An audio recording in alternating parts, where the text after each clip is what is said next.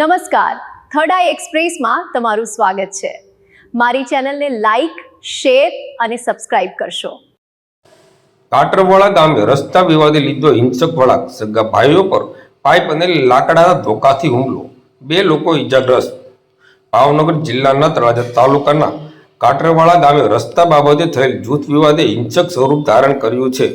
આજરોજ તારીખ 19 માર્ચ 2026 ને રાત્રિના 1:30 કલાકે તળાજા પોલીસ મથકેથી મળતી માહિતી મુજબ વાત કરીએ તો ફરિયાદી કાનાભાઈ પરમાર અને તેમના ભાઈ ત્રિભુવનભાઈ પર તેમના સગા કાકાના દીકરાઓ દ્વારા પાઇપ અને લાકડાના ધોકાથી આડેધડ હુમલો કરવામાં આવ્યો હતો। આ ઘટના ગત રાત્રે લગભગ 8 વાગ્યાના સમયે બની હતી, જ્યારે ફરિયાદી પોતાના ઘરના વાડા પાસે આવેલા માતાજીના મંદિરે જતા હતા। તે દરમિયાન આરોપી વલ્લભભાઈએ કેળા ઉપર હક ન હોવાની વાત કરી બોલાચાલી શરૂ કરી હતી, જે બાદ મામલો ઉગ્ર બન્યો હતો। આરોપીઓએ ગાળો આપી લોખંડના પાઇપ અને લાકડાના ધોકાથી હુમલો કરતા બંને ભાઈઓને માથાના ભાગે ગંભીર ઈજાઓ પહોંચી છે।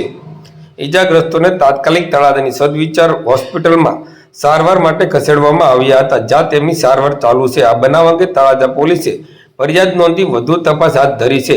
પ્રાથમિક તપાસમાં જૂના રસ્તા વિવાદની દાજ રાખી હુમલો કરાયો હોવાનું સામે આવ્યું છે। હાલ તળાજા પોલીસ દ્વારા આ સમગ્ર મામલે તપાસ હાથ ધરવામાં આવી છે।